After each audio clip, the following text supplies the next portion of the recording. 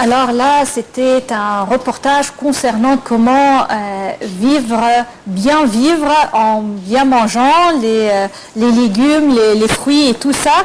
Parmi les autres aspects qui peuvent vraiment vous rendre bien à l'aise, ce sont les médias objectifs et positifs. Afin de mieux parler de ce sujet, ces médias positifs et objectifs, nous avons l'honneur aujourd'hui d'accueillir une figure qui a vraiment su, à travers toute sa vie, être honnête, directe et également positive à travers ce qu'elle écrit et ce qu'elle dit. Grande écrivain et journaliste Farida Chouvesh, bienvenue dans notre programme. Merci d'être avec vous aujourd'hui. Alors, on avait discuté, Mahad, de ce terme, médias positifs. Voilà, justement, Madame Farida Chouvesh, bonjour. Comme l'a dit Mona, vous êtes toujours correcte, directe, et puis vous avez toujours tendance à vouloir trouver les solutions et les issues, et pas seulement de faire des blâmes et des reproches. Aujourd'hui, il y a un mouvement ou une initiative qui a été lancée par un journaliste selon laquelle il faudrait plutôt être positif, que les médias aient un penchant positif. Mais la question qui se pose, est-ce que c'est aux médias de décider ou ce sont les circonstances qui s'imposent? Non, c'est les circonstances qui s'imposent, mais il y a aussi une grande part qui doit, dont les médias sont responsables. Par exemple, si même vous avez, que Dieu ne veuille, une catastrophe, par exemple, une catastrophe naturelle, si vous sortez et vous dites aux gens, à travers les médias, tout va très bien, ne vous en faites pas, soyez tranquilles, dormez sur vos lauriers, faites, ça c'est vraiment le contraire, l'opposé total de l'objectivité et de l'authenticité. Moi je pense que être positif, c'est dire la vérité, mais essayer d'aider les autres à confronter une situation difficile, à s'en sortir, à remédier à n'importe quelle situation difficile. Je dirais par exemple, dans le cas d'une catastrophe naturelle comme une pluie diluvienne ou je ne sais pas moi, n'importe quoi, que je dirais aux gens il faut faire ça, et j'essaye d'aider sans cacher même la gravité de la chose. Alors là, je vais jouer un rôle positif parce que je vais aider les téléspectateurs, les lecteurs ou les auditeurs à surmonter une situation difficile.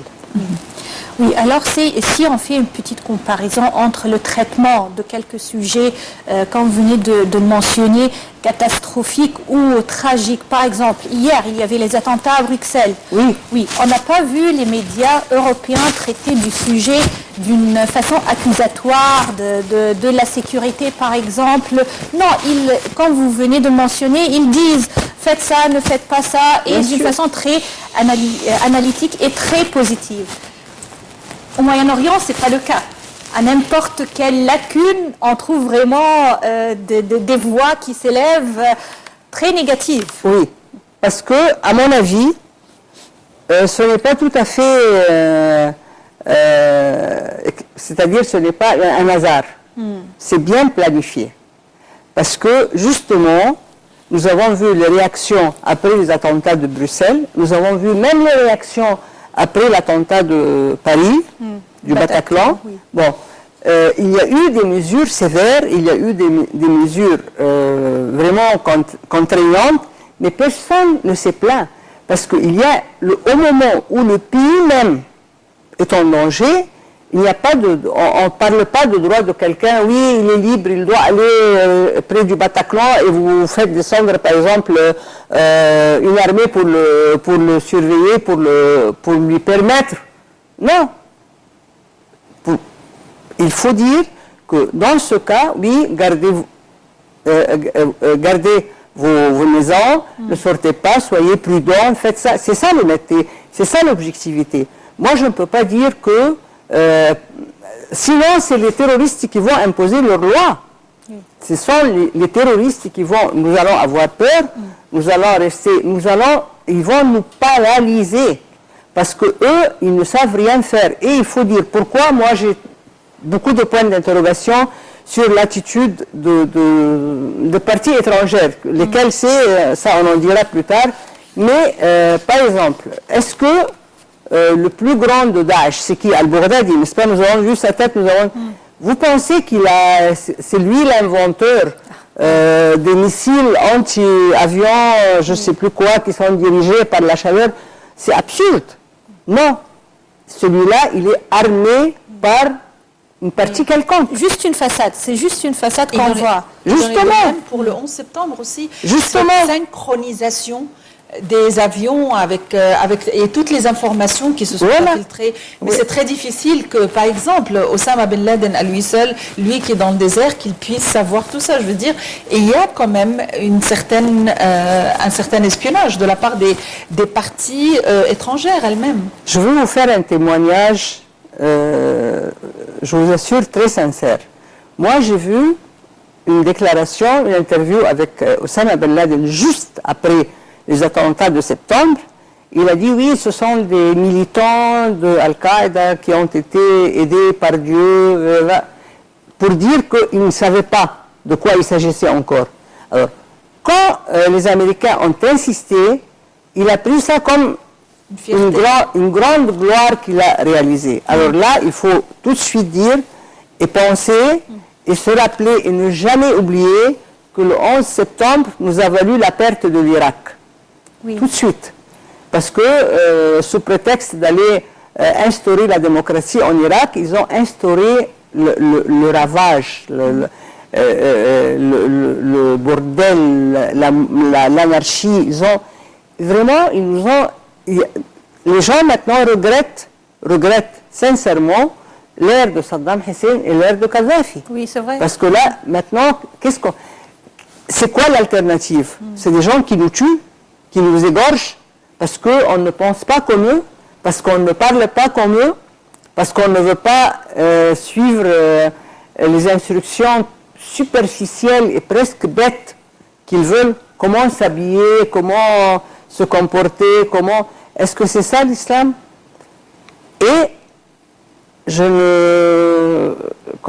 ne pardonne pas aussi les vrais musulmans et les institutions religieuses musulmanes et les États musulmans, parce qu'ils ont été très lâches, je mets 1000 lignes sous le mot lâche, et ils n'ont pas depuis le début, ils ne sont pas opposés en disant à très haute voix, ce n'est pas ça l'islam. Parce que ce n'est pas ça l'islam, c'est tout.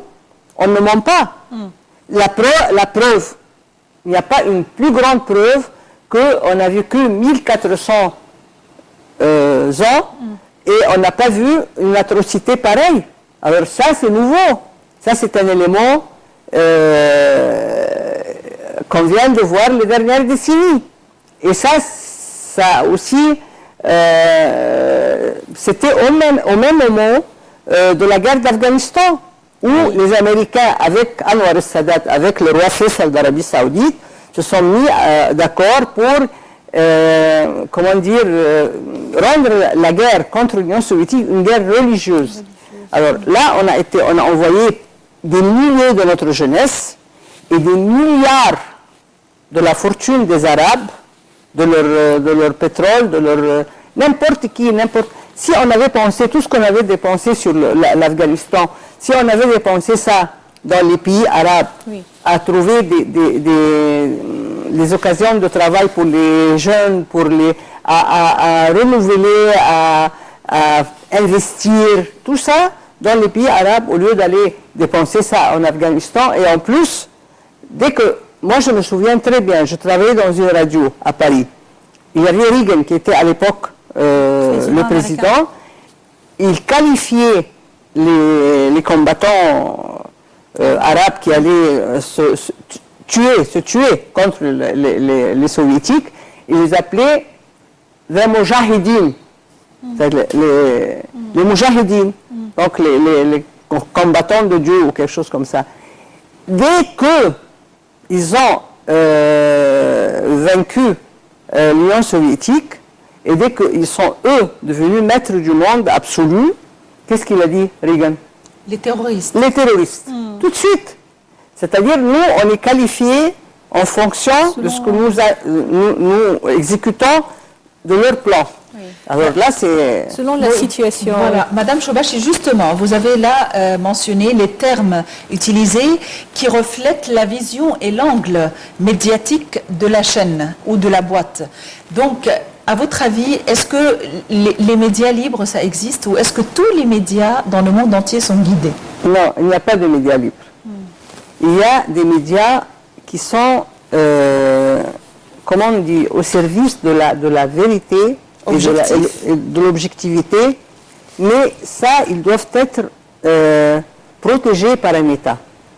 Moi, je n'oublierai jamais dans les années 60 que les gens, les petits gens, vraiment très modestes, ils allaient chez le magasin de vente de produits, appareils électriques, et ils demandaient au patron, nous voulons une radio qui nous apporte la voix des Arabes. Pourquoi? Parce qu'il y a une crédibilité. Pourquoi il y a une crédibilité? Parce que, comme vous avez dit, et comme on a dit, c'est l'objectivité, c'est l'honnêteté en montrant, en parlant, en traitant la nouvelle, en traitant le fait, n'importe quoi. Alors là, il faut dire que pour être, ça aussi, on ne va pas être libre à 100%, mais au moins, on va être honnête, on va être libre de dire ce qu'on a. Parce que moi, par exemple, une fille, l'autre jour, une dame proche de la cinquantaine, qui est sortie en parlant, elle nous a déclaré son avis à elle, à la télévision de l'État. Oui. Ça ne se fait pas. Oui. Ça, ce n'est pas la liberté. Oui, alors là, il y a un mélange. Il y a un mélange entre le rôle d'un présentateur, d'un animateur de programme, entre qu'il est là comme quelqu'un qui doit expliquer à travers ses invités leur opinion à eux, et entre qu'il est là afin d'exprimer son opinion personnelle. Voilà. Ça, on a vu vraiment ce mélange ces dernières années d'une façon vraiment très active. Il y a un bordel ces dernières années. Et moi, j'ai vécu en France. Je n'ai jamais vu des émissions où l'animateur reste tous les jours 2 heures à parler tout seul, à nous dire ce qu'il pense, ce qu'il veut, qu'est-ce qu'il a donné des notes au ministre. C'est pas comme ça. C'est pas comme ça. Mais c'est pas son rôle quand même. C'est pas son rôle. Le rôle, c'est de dire qu'est-ce qu'il y a sur le terrain. Et il faut dire au téléspectateur ou à l'auditeur ou au lecteur, voilà, c'est ça la situation, décide qu'est-ce que tu vas faire. Et d'inviter les spécialistes, c'est aux spécialistes de parler. Justement. Est-ce que cette industrie des télévisions privées a nui aux médias en Égypte? A nui? Oui. Ben ça, il n'y a pas de doute.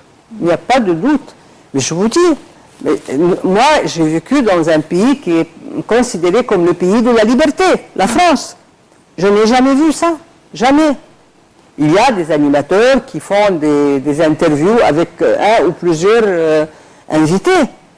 Il y a des animateurs ou des journalistes qui traitent la nouvelle et qui disent, par exemple, voilà, Maha pense ça de ce qu'on dit, Mona pense ça, mais pas moi je pense ça. Je n'ai jamais vu ça de ma vie. C'est-à-dire, ça c'est la vraiment diversité d'opinions qui n'existe pas, l'opinion d'autrui. Est-ce que le choix d'information, d'invité et d'orientation est vraiment maîtrisé dès le début et on voit qui va passer et qu'est-ce qu'on va dire et qu'est-ce qu'on va vraiment ne pas dévoiler actuellement? Ça se fait également même avec l'Occident quand oui, bien sûr. Non, écoutez, avec l'Occident, moi je me souviens très bien, quand je travaillais, il n'y avait aucune restriction sur notre travail. La seule restriction, c'était d'inventer, de mentir, mais de dire la vérité. Moi, j'ai eu une expérience un peu dure quand j'ai quitté la radio, et mon pari à moi, et mon défi, c'était, je leur ai dit, allez chercher, vous n'allez pas me trouver une petite faute professionnelle. Quoique moi, je sois, par exemple, j'ai le sentiment pan-arabe, je suis nassérienne, je suis aussi un peu, comment dire, pan-arabe, c'est-à-dire moi je considère n'importe quel pays arabe comme le mien, mais je n'ai jamais dit ce que moi je sentais. J'ai dit ce qu'il y avait sur les nouvelles. C'est-à-dire, c'est ça le problème. C'est ça. On dit, et c'est pour ça que, par exemple, malgré qu'on avait des moyens très modestes à cette radio-là à l'époque, on faisait peut-être le 1/10 de la BBC, notre budget, et on était la première radio dans la région. Dès qu'ils ont commencé à s'incliner devant la volonté américaine, disons que, par exemple, moi je vais vous dire quelque chose, quand les Américains, quand il y a eu l'abri à la Ameria, à Bagdad, ils ont, le Bush-père, ils ont brûlé 420 ou 430 Irakiens qui étaient cachés dans l'abri des civils.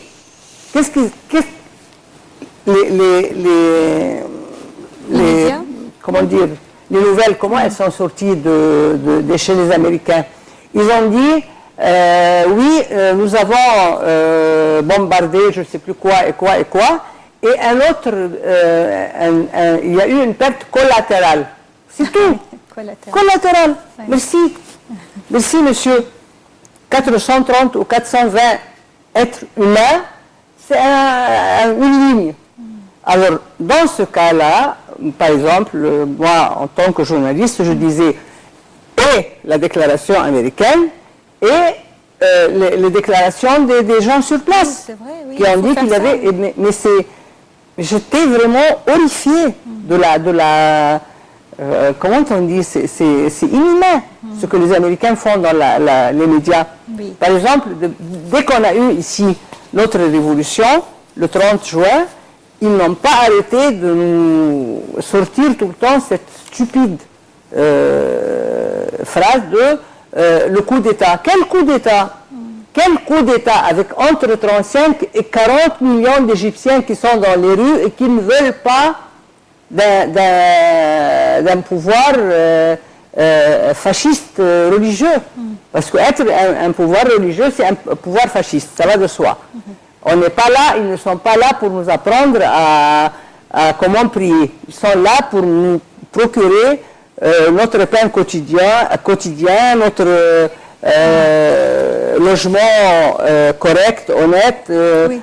comment le traitement médical, tout ça. Madame Farida Choubechi, on est obligé d'interrompre quelques secondes parce que nous avons notre correspondante Noha Alaa qui est sur place à partir de Sharm el-Sheikh pour nous donner quelques précisions sur la conférence rassemblant les ministres arabes de la Défense. Noha Alaa, bonjour. Noha Alaa.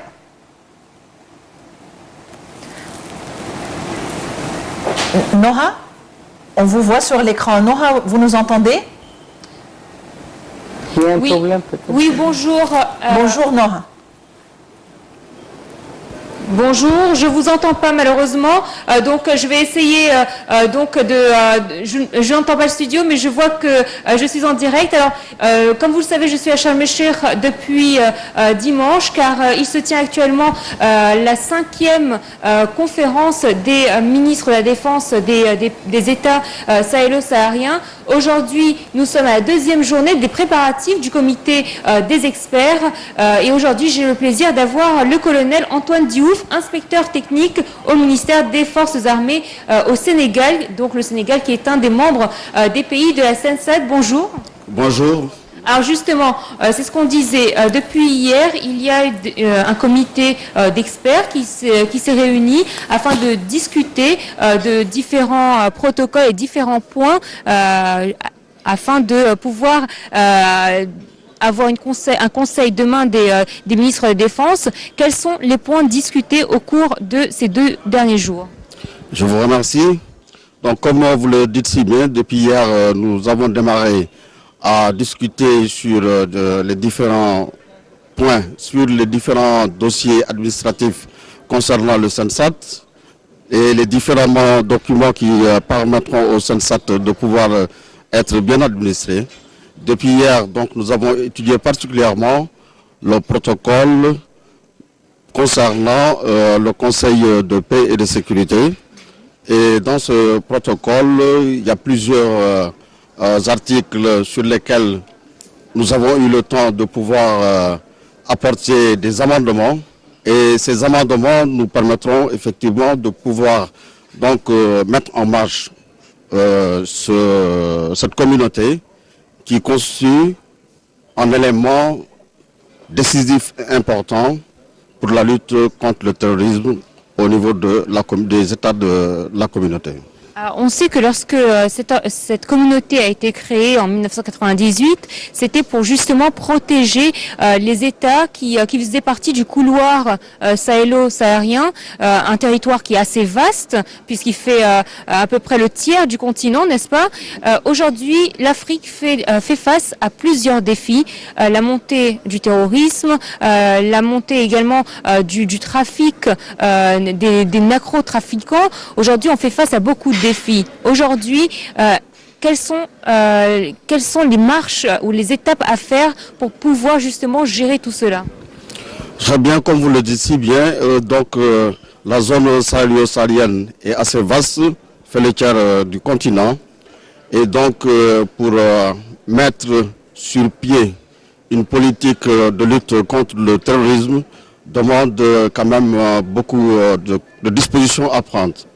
Et par rapport à ces dispositions, comme nous le savons, donc la SENSAT a été créée depuis 1998. Il y a eu un temps de latence depuis 2010, mais après la reprise, nous pensons qu'il faudrait qu'il y ait des priorités qui concernent donc surtout l'échange d'informations entre les différents pays, en attendant de mettre en place une force qui sera en mesure de pouvoir intervenir en cas de crise dans un des pays membres.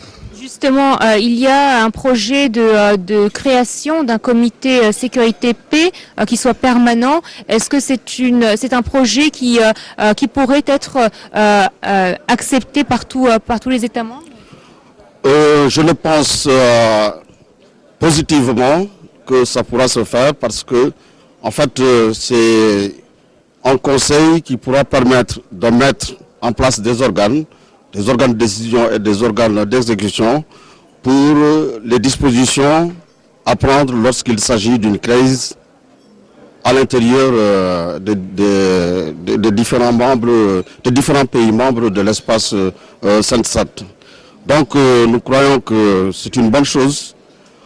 En plus de ce qui existe déjà au niveau des espaces régionaux, tels que par exemple au niveau de la CEDEAO. Donc nous avons la force en attente de la CEDEAO. Au niveau de l'Union africaine aussi, il y a une force en attente. Mais cette force qui va être mise en place va venir en plus pour, en tout cas, permettre à tous ces pays de pouvoir faire face aux différentes crises liées particulièrement à la montée du terrorisme. Et l'expérience sénégalaise dans ce domaine de la lutte contre le terrorisme, est-ce que vous avez des plans justement à cet effet pour lutter contre ce fardeau? Justement, le pays est assez conscient de la menace et par rapport à cette menace, donc il y a une politique qui a été mise en place. Cette politique pour une alerte précoce et une politique aussi d'intervention au cas où une situation pareille se présentait au niveau du pays. C'est vrai que c'est assez compliqué pour lutter contre ces fléaux parce que des pays qui ont expérimenté ça et qui ont des dispositifs assez rodés dans la sécurité font les frais de ce fléau. Mais malgré les ressources qui sont limitées au niveau de notre pays, nous avons quand même pris des dispositions, particulièrement pour l'alerte précoce et l'intervention au cas où la situation se présente. Est-ce qu'aujourd'hui, entretenir ou essayer de se rapprocher de la jeunesse africaine est une priorité pour justement lutter contre l'extrémisme qui naît justement et qui est surtout la cible de ces personnes terroristes? Voilà, la jeunesse est un élément assez important dans nos populations. Et si on arrive à avoir de bonnes occupations pour notre jeunesse, nous serons en mesure effectivement du point de vue de la lutte contre le terrorisme, nous serons en mesure donc de lutter effectivement contre ce fléau, parce que le chômage qu'on enregistre dans certains pays ne permet pas à notre jeunesse surtout d'avoir une bonne occupation. Et donc, à partir de là, cette jeunesse pourrait être tentée à rejoindre soit des groupes terroristes ou en tout cas à participer à la mise en place de certains dispositifs qui sont en liaison avec le terrorisme. Alors, merci à vous d'avoir été des nôtres. Je sais que votre temps est très limité, surtout que durant ces deux jours, vous avez travaillé intensément afin de mettre au point tous les différents sujets qui seront abordés par les ministres demain de la Défense, les ministres représentant les États du sahélo-saharien. Merci à vous d'avoir accepté cette interview. Merci beaucoup aussi et nous vous remercions encore pour l'hospitalité dont nous avons été preuve depuis que nous sommes arrivés ici au Caire et ensuite ici à Sharm el-Sheikh, qui constitue une belle ville, une ville où on sent que le tourisme est bien implanté. Merci. Merci à vous. Alors notre couverture ici à Sharm el-Sheikh continue. Je serai régulièrement avec vous donc sur Nile TV pour vous donner des nouvelles de cette conférence qui a commencé hier et qui devrait prendre fin vendredi avec des protocoles signés. Voilà, merci à vous et je rends l'antenne à mes collègues. Merci Nora Aleh. À partir de Sharm el-Sheikh, nous rapportons davantage d'informations sur la conférence regroupant les ministres de la Défense des pays sahélo-sahariens et nous reprenons notre entretien avec Madame la journaliste Farida Choubechi, journaliste et écrivain. Madame Farida Choubechi, rebonjour. Bonjour, je suis très contente de l'orientation de mon pays maintenant, de coopérer avec les pays africains, avec l'Europe, avec tout le monde. On est ouvert sur le monde entier. Oui, alors justement, là, on doit citer que la nouvelle constitution, pour la première fois, insiste sur l'identité africaine de l'Égypte. Oui. Et ça, c'est une première. Même à l'époque de l'ouverture sur l'Afrique, à l'époque Nasser, où il y avait les méga-projets, c'était pas stipulé. Oui, c'était fait. On était aujourd'hui, on était le point de vraiment le modèle. Oui, c'était vraiment la grande gloire de l'Égypte à l'époque des années 60. Et même dans le monde arabe, c'était la même chose. Et le tiers-monde. Les méga-projets dans tous ces pays. Moi, de ce que je connais, il y a des pays arabes qui ont été fondés et construits par les Égyptiens dans les années 60. Bien sûr. Combien l'Égypte des années de Nasser a aidé l'Algérie à obtenir son indépendance et combien il a aider les pays aussi arabes, le Yémen, à avoir son indépendance. Non, ça c'est... Le rôle de l'Égypte, à mon avis, je sens qu'il revient. C'est pour ça que la guerre est sans merci. La guerre contre l'Égypte est sans merci. De tout ce qu'ils ne veulent pas que l'Égypte se relève. L'Égypte, il n'y a pas d'autre issue. On n'a pas d'autre choix que de revenir... Le pays qui a jusqu'à maintenant, il est étudié par tous les écoliers du monde. Madame Farida Choubechi, nous avons à peine 1 ou 2 minutes. Durant quelques incidents tels la révolution du 30 juin, puis après, il y a eu par exemple la rédaction de la Constitution, avant les élections parlementaires. On a vu quand même des reproches adressés aux médias, comme quoi les médias n'ont pas bien expliqué ceci, les médias n'ont pas bien instruit, les médias affectent l'opinion publique. Mais est-ce que tout incombe aux médias ou est-ce au public de choisir? Non, il y a aussi une partie de la responsabilité sur l'État. Parce que moi, pour traiter quelque chose et pour que je sois responsable de la façon dont j'ai traité, si j'ai occulté, si j'ai bien exposé tout ça, il faut aussi que la personne, la source de la nouvelle soit correcte avec moi et transparente. Voilà. Jusqu'à maintenant, on vit dans les secrets. Secret d'État. Il n'y a pas de secret d'État. Le secret d'État, c'est le truc concernant la défense. Oui. Mais pour la vie quotidienne, non, il faut dire au peuple tout ce qui se passe pour que le peuple prenne sa part de responsabilité. Oui, c'est vrai. Alors, l'écrivain et journaliste Farida Choubechi, on vous remercie infiniment. Nous avons l'honneur de vous accueillir aujourd'hui. C'était un au studio. plaisir. Merci. Merci d'avoir été avec nous. Félicitations pour avoir été honoré récemment pour vos efforts. Un symbole de médias positifs. Merci Oui, vous Voilà. êtes vraiment là connu comme journaliste correct et direct, comme on vient de le dire. Alors, on termine cette édition de notre programme Bonjour En beauté. Brigitte. Oui, c'est vrai. Et rendez-vous demain avec une nouvelle équipe, une nouvelle édition. Merci, au revoir.